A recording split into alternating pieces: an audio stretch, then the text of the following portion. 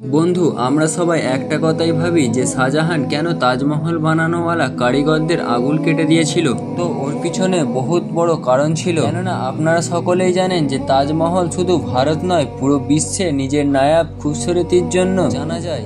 আর এর সাথে সাথে তাজমহলকে 7টি আশ্চর্য জিনিসের মধ্যে গোনা হয়। তাজমহলেরই কারণে ভারতবর্ষকে পুরো দুনিয়ায় জানা যায়। তাজমহলকে দেখার জন্য পুরো দুনিয়া থেকে দেখতে আসে লোক। তাজমহল এমন একটা জায়গা যা কিনা প্রেমের প্রতীক। শাহজাহান এটা ওনার স্ত্রী মমতাজের নামে বানায়। কিন্তু এইসবের পরেও একটা প্রশ্ন আমাদের সবার মাথায় আসে যে ওই মজদুরদের সাথে কি হয়, ওদের পরিবার বিবি বাচ্চাদের পালন পোষণ কিভাবে হয়। তো বন্ধুরা, আজ এই ভিডিওটি অনেকে ইন্টারেস্ট হতে চলেছে, তাই সবচেয়ে প্রথম চ্যানেলটিকে সাবস্ক্রাইব করে ভিডিওটি লাইক করবেন। বন্ধু, তাজমহলকে শাহজাহান প্রায় 400 বছর আগে বানায়। আর তাজমহল উত্তরপ্রদেশের আগ্রায় অবস্থিত। তাজমহল যমুনা নদীর কিনারায় এমন একটা ইমারত যে প্রায় 400 বছর এই একইভাবে দাঁড়িয়ে আছে। তাজমহলকে এমন টেকনোলজিতে বানানো হয়েছে যে এ দিনে 3 বার নিজের রূপ বদলায়। সকালে সূর্যের আলোর কারণে হালকা পীলা দেখায়, দুপুরে দুধের মতো চমকায়, আর রাতে যেন কোনো সিতারা পতিত হয়।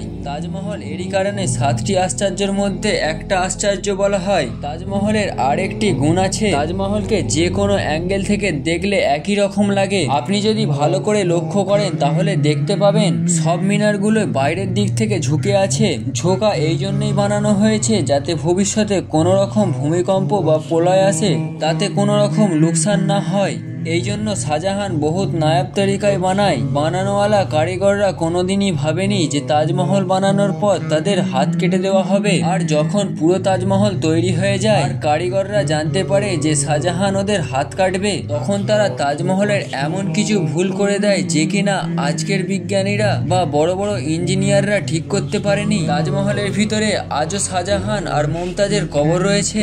কেননা শাহজাহানের এই ইচ্ছা ছিল যে তাজমহলের নিচেই যেন তাদের দাফন করে দেওয়া হয়। আমরা ছোট থেকেই শুনে আসছি যে শাহজাহান তাজমহল বানানোর সময় কারিগর ও মজদুরদের হাত কেটে দেয়। কিন্তু আমরা অনেক ইতিহাসকারকে শাহজাহান মজদুরদের জিন্দেগির পুরো খরচা দিয়ে কন্ট্যাক্ট করে যে এরকম কোনো ইমারত দুটো বানাবে না। তো বন্ধু, এসব কথা এক সাজানো, উনি পুরো জিন্দেগির খরচা দিয়ে ওদেরকে কিনে নেয়। ভিডিওটি ভালো লাগলে অবশ্যই একটি লাইক দিয়ে চ্যানেলটিকে সাবস্ক্রাইব করে পাশে থাকবেন।